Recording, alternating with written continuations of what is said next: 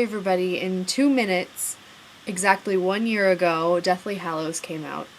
I stood in line for Deathly Hallows in Edinburgh, Scotland last year, and as such I've never actually read the US edition. So I thought that tonight, exactly 1 year later, I would start reading the American edition of Deathly Hallows. Okay, it's almost midnight, are you ready? It's 11:59. Dun dun. It is now midnight on July 21st, 2008. Harry Potter and the Deathly Hallows. The inside flap reads, "We now present the 7th and final installment in the epic tale of Harry Potter."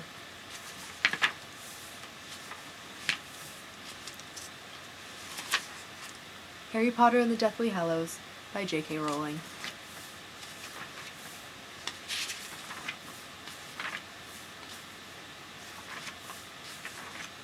Chapter 1. The Dark Lord Ascending. The two men appeared out of nowhere, a few yards apart in the narrow moonlit lane. For a second they stood quite still, wands directed at each other's chests. Then, recognizing each other, they stowed their wands beneath their cloaks and started walking briskly in the same direction. "News?" asked the taller of the two. "The best," replied Severus Snape.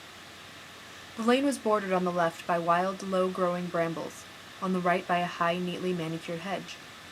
The men's long cloaks flapped around their ankles as they marched. "Thought I might be late," said Yaxley, his blunt features sliding in and out as the branches of overhanging trees broke the moonlight. "It was a little trickier than I expected, but I hope you will be satisfied. You sound confident that your reception will be good?" Snape nodded, but did not elaborate. They turned right, into a wide driveway that led off the lane. The high hedge curved with them, running off into the distance beyond the pair of impressive wrought-iron gates barring the men's way.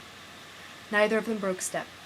In silence, both raised their left arms in a kind of salute and passed straight through, as though the dark metal were smoke.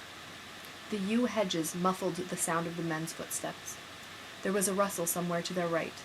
Yaxley drew his wand again, pointing it over his companion's head, but the source of the noise proved to be nothing more than a pure white peacock, strutting majestically along the top of the hedge. "He always did himself well, Lucius. Peacocks." Yaxley thrust his wand back under his cloak with a snort.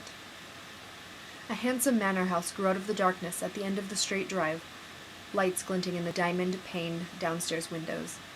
Somewhere in the dark garden beyond the hedge, a fountain was playing.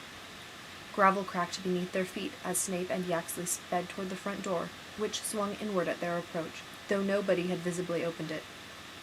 The hallway was large, dimly lit, and sumptuously decorated, with a magnificent carpet covering most of the stone floor. The eyes of the pale-faced portraits on the walls followed Snape and Yaxley as they strode past. The two men halted at a heavy wooden door leading into the next room, hesitated for the space of a heartbeat. Then Snape turned to the bronze handle.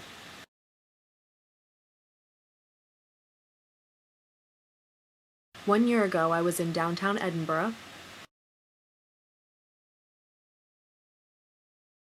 waiting outside Waterstones with a bunch of new friends,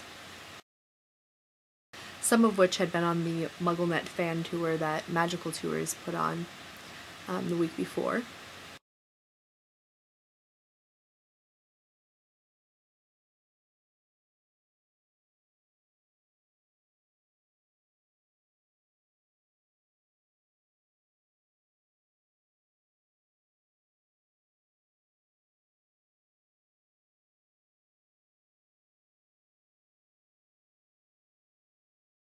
My grandmother and my mother came to stand in line with me for part of the time.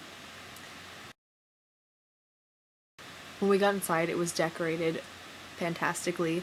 There was even a Voldemort who stopped us from moving too far ahead in the line.